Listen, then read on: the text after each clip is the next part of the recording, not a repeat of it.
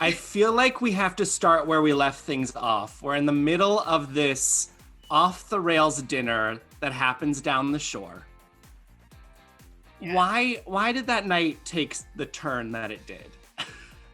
Well, let's be real. I think the vibrator started the situation. It's kind of big. Jackie, I don't know if it's going to fit up your ass, but maybe you should try it. Stop! Teresa! I think it's fair to say that we all were a little taken back when that was presented and it was told for Jackie to shove it up her ass. I think that's really what started it. I could see it in Jackie's face that the girl's hurting. She really is. Like, she's not taking it the way... It's not just like getting brushed off her shoulders. She's really hurting. Like, we can't keep doing this to this woman because she's breaking. She's breaking. She's very upset. And I was already irritated by that vibe. And I was mad that I could feel the energy was already not in the right spot on the first night, you know? Well, yeah, it just felt like stuff just kept getting stacked on top of. I honestly did not even expect Teresa to turn to you during the "have I ever talked on you" moment. You call me a stripper. Let's be real. I mean, there's no way I could ever like lie for her there because they can flash back to like 15 different episodes. So I'm like, I'd love to back you up here, but like I'm gonna end up looking like the liar, you know? So, you know, it's just like, let's just call a spade sometimes. Like, I'm past, like, oh my God. That's why I wanted, if I could teach anything to like the new girls, it's like, just say what you want to say, no matter what. And I even get frustrated at Margaret at this dinner because it's like, no, point your anger in the right direction. Like, I don't want anyone, don't be scared. Speak your mind and point your anger in the right direction. That really is a lesson you've learned over the last, I mean, it's almost been a decade that you've been on the show. You've been very open this season about the frustrations of the last decade of dealing with Teresa in this group. And this season you've spoken on that. I feel like Jackie is arguing with Teresa the way I've done in the past. Women could cheat, men could cheat. Why are you talking about cheating? Apologize to me. Don't tell me to apologize to you. It was so important to me to use logic and to explain to her why she is wrong. But I've learned that she doesn't get my point. Did she have any response to those comments you made?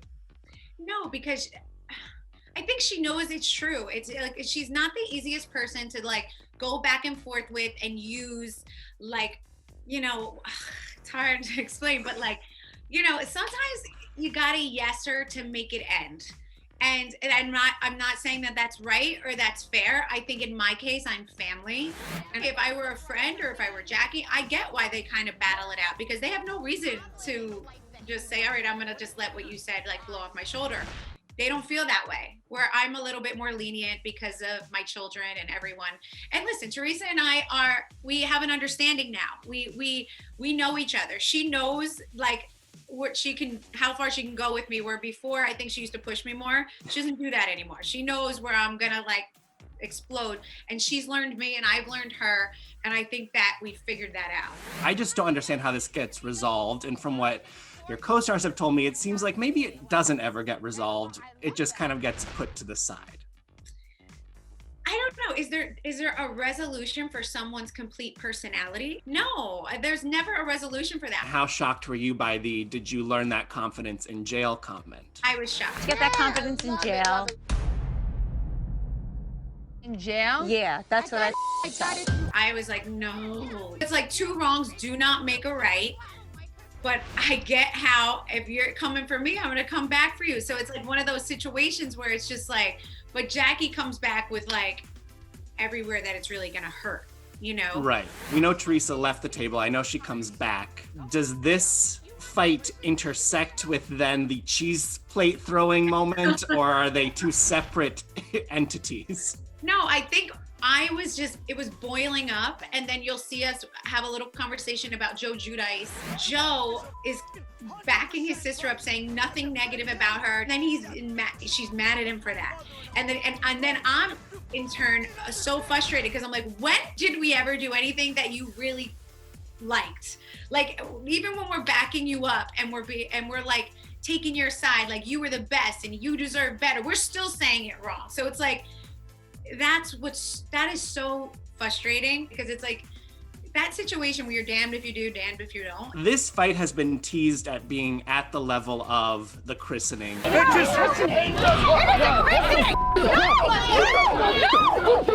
At the level of the retreat. Apologize! Is it? I mean, I don't know. I wouldn't say it. The christening, does anything compare to no. To me, absolutely not. I mean, my son's christening was like a fiasco. It was like an episode of Godfather or something. I don't know what we were watching at that time. But no, I wouldn't say that. But I would say it will remind you that of that deep hurt that the family used to feel. It will give you that old vibe of like, wow, these people used to really hurt over these situations, and like you bring it back for 2 seconds and you can see it still runs deep. I have the chills right now just talk because it really hurts all. Like it's really like it runs deep, that situation, you know? It is one of those things where we do watch it for entertainment, but at the end of the day, these are deep-seated, difficult moments for you as a family. They really are. I know it's all fun and games to everyone who's watching, but yeah, they give you anxiety, these episodes. They do, but yet it's not enough to like make you want to hide under a bed and cry like I would in season 3. When I joined, I was like, someone give me somewhere to hide because I'm never coming out into life again, you know? You've grown. Yeah. But this moment at the shore with Teresa, it does seem to all come to Joe Giudice is the crux of the issue there. It's hard to ignore that he is constantly putting on Instagram, link in bio, you know, click this, see what my statement on this. I'm happy to help him make money. I really am. Link in bio. He's like, I am his clickbait. Screw Melissa. I hate Melissa. Like, it's like but yet you'll see it's like, take his name out of your mouths. Really? Because I don't care ever to like bring him up. Believe me that. So it's like, it just gets very one-sided and Joe gets very insulted, which I have to agree with him, not because he's my husband. When he's wrong, I tell him he's wrong, but like I feel his pain for him. I look at him and I actually like, like, damn, can he? Like, it's very frustrating. It's very frustrating. So what is your message then to Joe Lincoln Bio Giudice? Is it just stop? Oh no, we're not. I'm not gonna come back at him. I don't even know who, huh? I don't know who you're talking about. On the note of you and your Joe, you've teased that this season explores kind of some cracks in your relationship as you've grown together. What are those issues? What are we going to see in the coming weeks? You're going to see a lot of it down the shore. We're growing apart. Maybe we are. Maybe we are. I think it was at the worst over the summer, but for the past couple years, we've been struggling a little bit more, arguing more than ever. And I'm being real with it because it is what it is. And I feel like we've come over the hump of like, and I think almost being on the show and discussing it in front of everyone really made us like, whoa, this is like, it's real. And like, we better check ourselves and like realize that like our family means more. And like, we're losing ourselves here for a minute. And that's kind of what happened after we filmed that. We both looked at each other like, wow, we're in a bad place. And like, we gotta like, you know, fix this. You called me a mad chauvinistic. I don't need anyone calling my husband chauvinistic, because whatever you think I'm dealing with, it's probably more. We've talked over the years about your evolving thoughts on marriage and divorce and all that. Where's your head at right now? How do you feel about the state of your marriage today? I feel like we have such a history together. We've been together so long that I do believe that the grass is not greener on the other side. It's greener where you water it. So I'm watering the grass and trying. I would never walk away from Joe or this family without us fighting it. And I mean fighting it tooth and nail. And trust me, we've been fighting it. And the funny thing is, like that crazy Jennifer, who that's a whole nother thing, can't stand with her. But like, you know, she'll say, oh, you know, fake this and this is like, no, it's actually really real. And I don't even want this to be real. And it is, you know, but we're never gonna, it's like, we're fighting through it, and I feel like we've come over a hump, but we were in the worst over the summer, and of course the cameras are up, so it caught us. Does Jennifer once again make that dig at you about this specifically? Or are you talking like globally? That's her commentary on you, is that you make up That's stuff? her commentary, Okay. Jennifer, because she's like she never has anything, so she just goes for like, let me like talk about Melissa, so maybe people see my name talking about Melissa. Like, she needs to get a grip. She's such a wannabe. I can't with her. I was gonna ask where things stand now. It seems like not much better. Sorry, but like, come on. Like, I can't. Like, first of all, like, I'll never forget. She goes from like the first season, like, oh my God, I don't drink, I don't do shot. You're like you're laying on the floor, bombed like you're in a sorority. Like, come on. It's ridiculous. You want to talk about like ridiculous? Like, she will do anything for attention, and that doesn't work. I like authentic people. With her, it's like, oh, like, what should I do? Like, oh, I'm gonna get, like, no, I have no time for Jennifer. I really don't. Sorry, I just don't. I feel like she talks about her whole family. She talks about everyone other than herself and her marriage. It's like, I'm gonna use first we're gonna go with my brother, then my parents' marriage. Now we're gonna go with my daughter. But like, no, we want to hear about you. Is there anything? Do you got anything? No, she doesn't. She just wants to say, Melissa's self-absorbed all day. Melissa's self-absorbed. It's all you got? Like, at least give me something better than that. It's like, geez. It's like, she sees Jackie's having a real argument with Teresa. She's like, all right, I guess I need to go for Melissa. Like, no, why don't you really get mad at something for real instead of just like pull things out of your ass? That's what I want to say to Jennifer. Okay, I mean, she did get involved in a little drama with you, and her thought on the whole Michelle thing is that Michelle gave her that information to go tell you to be a friend. Do you think that was Michelle's intention, or do you think Michelle was trying to stoke a little something? I think that Michelle was realizing, oh, I have to come and bring it, and so maybe I'll use this, which, by the way, it was completely false. It was another case of people who are just hungry and thirsty. And I don't know if Joe and I have targets on our head. Like, if you're hungry and you're on this show, here we are. Like, I don't know if we're wearing some type of target, but it seems to be how, I think throughout the years, everyone's very used to that. So no surprises here. And Jennifer, the funny thing is with Jennifer, I actually gave her the benefit of the doubt. I was like, no, listen, I'm not going to like kill the messenger. I get it. You're telling me, I appreciate it. But she doesn't have any guts. It's like all of her confessionals, it was like, probably true. It's probably this. It's like she talks when you're not in front of her. And now I'm seeing all of that. I'm like, all right, so maybe I should have killed the messenger or gave her a hard time. Instead, Melissa over here gives her the benefit of the doubt. And I'm like, it's all right. Someone told you something, you're telling me. But no, not to my face. Like, in the confessionals, she's got a lot to say. It's like, say it to my face. People do seem a little confused about what growing with Gorga is, what people were getting out of that experience. Can you explain what the program is and why people would pay to go to it? Sure. So, there was hundreds of people that actually paid to come because Joe came from two parents that were immigrants that had nothing. His father was a shoemaker. His mother drove a bus. They were hardworking people, okay? And he has made it. He is self-made. He's made it to where he is by starting in a landscaping company, investment properties, how to get the loans, how to have people invest in you, believe in you, and worked up to what we have today. So he does have a lot to offer, a lot to teach. That's what Grow with Gorga is. But we had one, and then the pandemic happened. So there was never another one, but they wanted to go and do more. And that was the thing.